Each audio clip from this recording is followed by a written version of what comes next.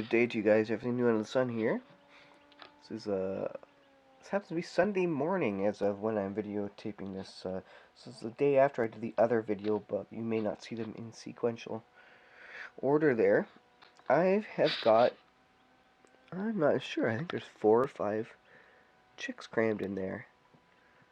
So what I've got to do, I've got to get these guys out. 1, 2, 3, 4, 5, 6. There's 6 chicks in there right now. And one right down here still trying to get out. So I think I'm going to, I got to get these guys out. These are crammed in there. Now with the Brinsea incubator, they do say you can leave them in there. I forget if it's 12 or 24 hours, and they'll be kind of okay. Just hanging out in there. They're getting dried off in the warm air, so I'm not too worried about them. They're fine. Yeah, that's amazing. 6 Chantecler chicks. I thought I had near killed these guys just because the incubator lost power a couple of times, and one time I came and they were actually cold. So that is great. You can see this guy here is well dried off, but the new one that came out, let's see this one right here, if you can kind of see it through there, is still kind of wet. So what I've got to do now, I've got my heat lamp here. I'm actually going to go and clean out my little incubator box and get it ready, get it warmed up, and some wood chips in there, ready for the chicks to be put in there. I'll probably leave them in here a little bit longer, just so that they can dry off. So that I'm probably disturbing these guys by talking here. They can hear me, obviously. I'm going to let them dry off a little bit longer. Again, you don't have to rush to get them out of there. You can leave them in there for quite a while, because they don't eat in the first 24 hours anyways. So leaving them in there, it gets them nice and dried off, keeps them warm. They're in a nice climate-controlled environment, so you're not worried about anything. You're not worried about them getting a chill or anything, and that's totally fine. So what I'll do is I'm gonna go get this ready. They're kind of pushing this one upside down, and I don't want it to prevent that one from hatching. So I'll work on that, and then I'll bring you back and show you the setup.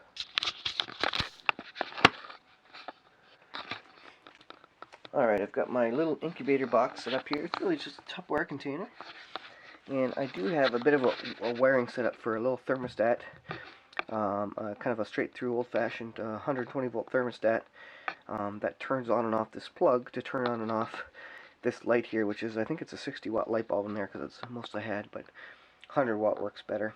And then on this side, I've got my heat lamp, and that's, I think, a 175 watt heat lamp. And I'm going to use that just to get them going, just to make sure they're warm, and also to dry up some of the water that's in there. I did quickly rinse this out, but I'm going to put some newspaper on the bottom, and then I'll cover it over with some wood chips. So I'll get to that, and then I'll show you where we're at here.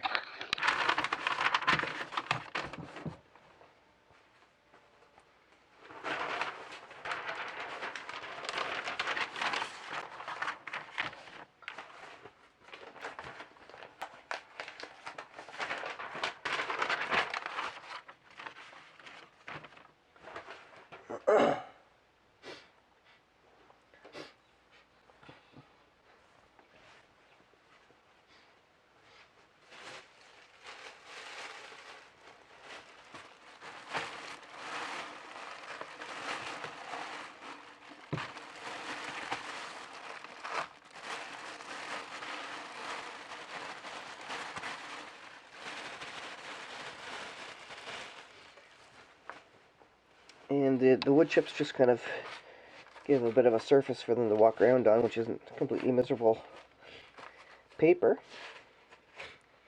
And obviously it helps to soak up some of the poop and all that kind of stuff. And it's just a nice gentle surface for them to walk around on. And so the lights, once again under the lights, that will allow them to get nice and dried off and warm, and it will be somewhat temperature controlled, of course, with the thermostat, which I have cranked all the way up to 30, which is the highest that one goes.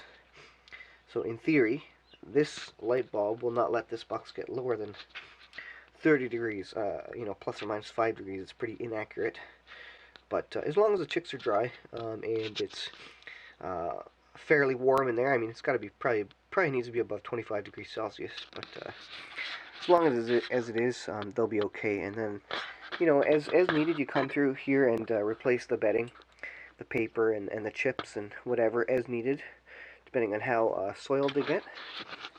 And then I'll have a lid, and I'll put the lid on, and that'll just keep in some of the warmth as well. But you don't want to totally cover up this big old heat lamp, because that's going to potentially be a fire hazard, and obviously you don't want a fire hazard. So I'll see if I can move the chicks over now.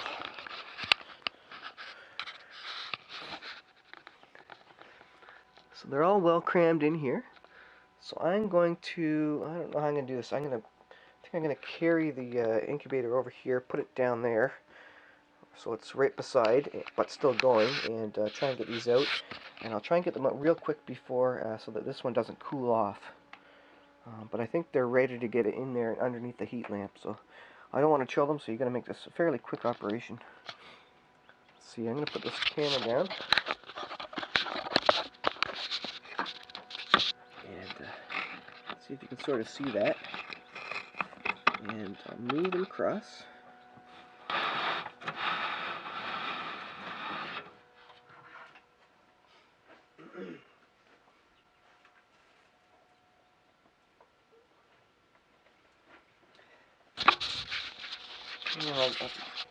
I'll just put you right in there with them. And you can see as I stick them in there underneath the heat lamp.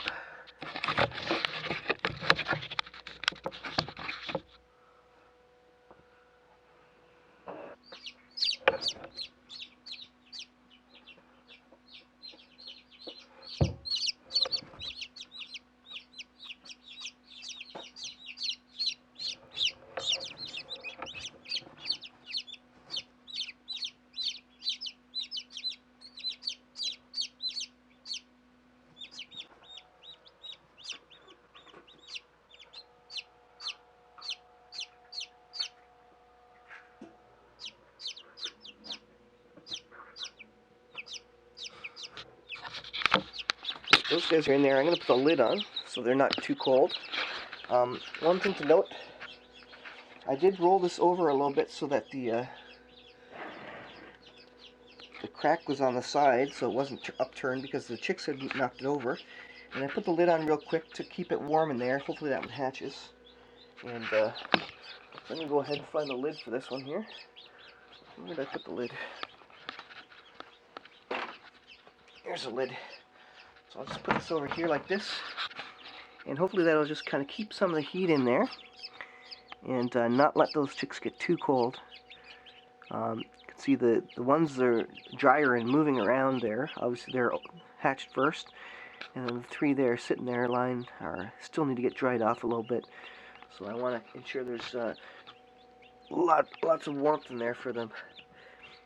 So that's how you do it, and there's lots of rules for how to keep chicks warm and what temperatures you need, and how you should lower the temperature over, 2 or 3, over a week or whatever. 2 degrees. I think you decrease the temperature 2 degrees every week or something.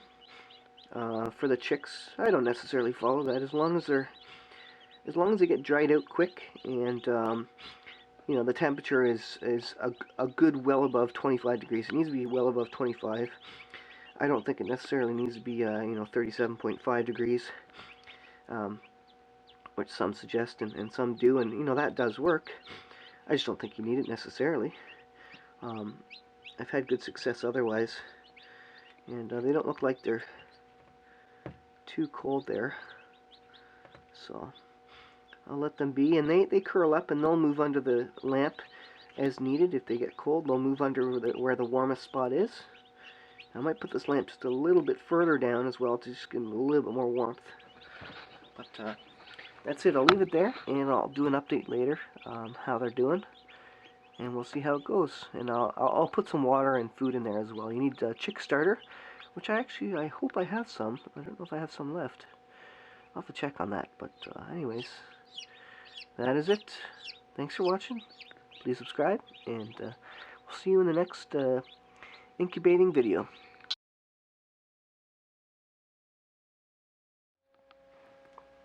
Well guys, this is an update. The final chick did hatch. Look at that. So that is 7 out of 7 for the Brinsea Mini Advance incubator. That is, I think that's the first time I got 7 out of 7 eggs hatched. That's amazing. So I'm going to transfer it over to the big case now. He's been in there for a while. These ones, as you can see, these ones are dried out and taking it easy. I'm going to put some water in here too. But right now, well, that one's got some brown feathers on his head. Interesting. Very interesting. Some quite interesting colors. I wonder if that's just their initial down or something. Anyways, right, I'm gonna pull this guy out. Here we go. I'm gonna shut off the Brinsea Mini Advance. Take the lid off here and pick him up real quick and put him right under the lamp there. And he's gonna dry. He's gonna dry off there. So I'll put the lid over good. And he's the smallest one. So next thing I'll do is I'll get some water in there, and I actually need to go see if I have some food in my chicken shed. Next thing you got to do is clean this, and how you clean this is, well, it's all plastic. So I'm gonna take up the paper towel I had on the bottom, which is soaked through, mostly dry now, and obviously throw that out, and then I'll give this a warm water bath. And the top dome here, I'll probably need to, I'll give it a wipe down on the inside. It's pretty disgusting and moist and stuff. It's probably time I need to take the top, the center plastic piece off around the fan and give that a wipe down, because I see some feathers on the fan wrapped around them. You probably can't see that, but and generally dusty in there. I need to get it all wiped down. So that's part of the thing I'll do next. I won't do that immediately, but that's how you clean it. And you just give it a nice warm soapy water bath, something real mild, so it doesn't etch the plastic. But it is just hard plastic, so you're just gonna give it a good rinse down and wipe down with a cloth, warm soapy water, and let it air dry, and then you're good to go for the next round. So now what I have to do is I have to start collecting eggs for the next round. I didn't think I would have such good success, and chickens haven't laid an egg in a couple of days, so I need to start collecting in my next set and try and get another 7. That was amazing. I didn't treat these ones very well with the incubator shutting off like that. So yeah, that's your update. Amazing. 7 purebred Chanteclers out of my Brinsea Mini Advance incubator. So that's great, and a great sell for Brinsea. Anybody who's watching this, I definitely recommend Brinsea incubators. They do an amazing job. They're pretty much plug and play. You set it and forget it almost, except for filling up the water, and it does really, really well. I've had a ton of good success with it. So that's the update, and I'll probably bring another update video as these guys get a little bigger.